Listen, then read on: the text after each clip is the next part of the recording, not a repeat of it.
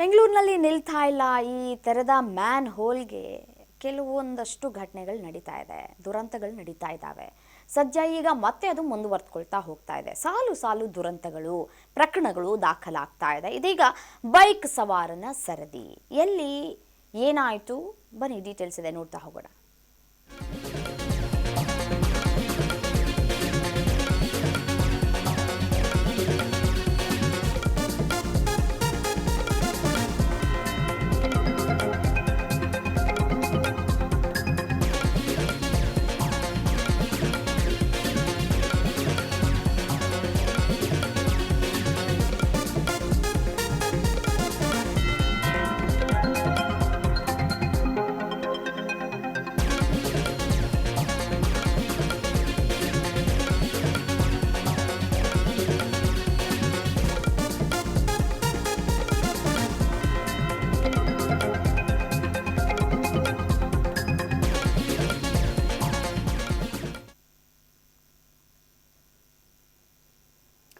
ಬೆಂಗಳೂರಿನಲ್ಲಿ ಸಾಲು ಸಾಲು ದುರಂತಗಳು ನಿಲ್ಲುವಂತಹ ಲಕ್ಷಣಗಳು ಕಾಣಸಿಗ್ತಾ ಇಲ್ಲ.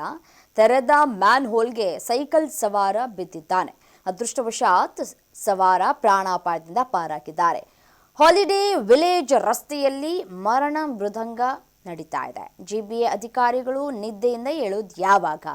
ಶಾಲಾ ಮಕ್ಕಳು, ವೃದ್ಧರಿಗೆ ಜೀವ ಭಯದ ಭೀತಿ ಇಲ್ಲಿ ಹೆಚ್ಚಾಗ್ತಾ ಇದೆ. ಜಿಬಿಎ ನಿರ್ಲಕ್ಷ್ಯಕ್ಕೆ ಸಾರ್ವಜನಿಕರು ತಮ್ಮ ಆಕ್ರೋಶವನ್ನ ವ್ಯಕ್ತಪಡಿಸ್ತಾ ಇದ್ದಾರೆ.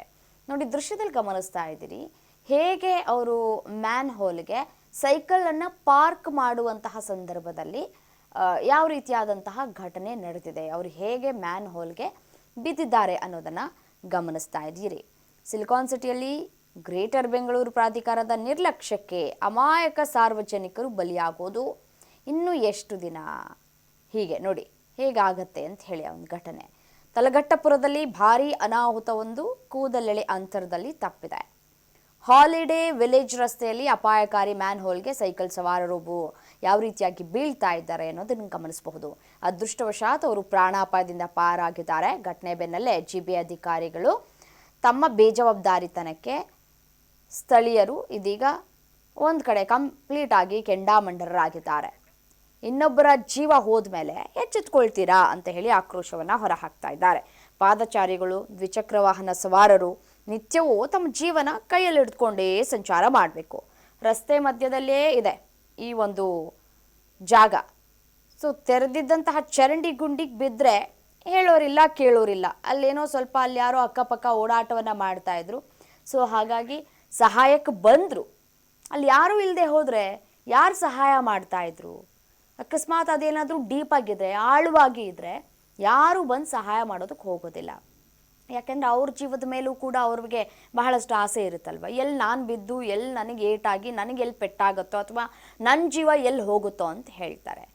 ನೋಡಿ, ಜಿಬಿಎ ಅಧಿಕಾರಿಗಳು ಮಾಡುವಂತಹ ಎಡವಟ್ಟಿನಿಂದಾಗಿ ಸಾಮಾನ್ಯ ಜನರು ಯಾವ ರೀತಿಯಾಗಿ ಅಥವಾ ಸಾರ್ವಜನಿಕರು ಅಥವಾ ವೃದ್ಧರು, ಮಕ್ಕಳು ಯಾವ ರೀತಿಯಾಗಿ ಸಮಸ್ಯೆಯನ್ನು ಎದುರಿಸಬೇಕಾಗತ್ತೆ ಅಂತ ಹೇಳಿ ಹೇಗೋ ಅವರು ಯುವಕ ಆಗಿದ್ದಂತಹ ಹಿನ್ನೆಲೆಯಲ್ಲಿ ಸೊ ಹೇಗೋ ಪ್ರಾಣಾಪಾಯದಿಂದ ಪಾರಾಗಿದ್ದಾರೆ. ಬಹಳ ದೊಡ್ಡ ಆಳ ಇಲ್ಲದೆ ಇರೋದ್ರಿಂದ ಬಚಾವಾಗಿದ್ದಾರೆ.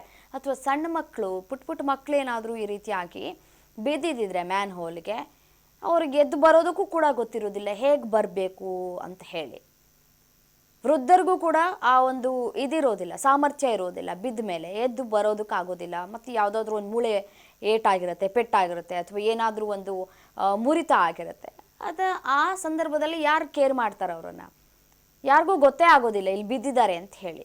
ಸೊ ಹಾಗಾಗಿ ಇನ್ನು ಮುಂದೆ ಆದರೂ ಜಿಬಿಎ ಅಧಿಕಾರಿಗಳು ಈ ರೀತಿಯಾದಂತಹ ಘಟನೆಗಳು ಮರುಕಳಿಸದಂತೆ ನೋಡ್ಕೊಳ್ಬೇಕು. ಪ್ರತಿ ಬಾರಿಯೂ ನಾವು ಇದೇ ಡೈಲಾಗ್ ಹೊಡಿತಾ ಇರ್ತೀವಿ, ಇನ್ನು ಮುಂದೆ ಸರಿ ಹೋಗ್ತಾರೆ, ಇನ್ನು ಮುಂದೆ ಸರಿ ಹೋಗ್ತಾರೆ ಅಂತ ಹೇಳಿ. ಬಟ್ ಆದರೆ ಕೆಲಸ ಮಾಡುವಂತಹ ಸಂದರ್ಭದಲ್ಲಿ ಇರುವಂತಹ ಕಾಳಜಿ ಅಥವಾ ಅವರು ಮಾತನಾಡುವಂತಹ ಈ ಥರ ಸುದ್ದಿ ಮಾಡಿದಂತಹ ಸಂದರ್ಭದಲ್ಲಿ ಹೇಳುವಂತಹ ರೀತಿ ನೀತಿಗಳು ಎಲ್ಲವೂ ಕೂಡ ಆ ಕ್ಷಣಕ್ಕೆ ಮಾತ್ರ ಅನ್ನೋದು ಸೀಮಿತ ಆಗ್ತಾ ಇದೆ. ಅದು ಹೀಗಾಗಬಾರ್ದು. ಕೆಲಸ ಮುಗಿದ ತಕ್ಷಣ ಅದನ್ನು ಮುಚ್ಚುವಂತಹ ಕೆಲಸವನ್ನು ಮಾಡಬೇಕು. ಬಟ್ ಆದರೆ ಅದನ್ನು ಮಾಡ್ತಾ ಇಲ್ಲ.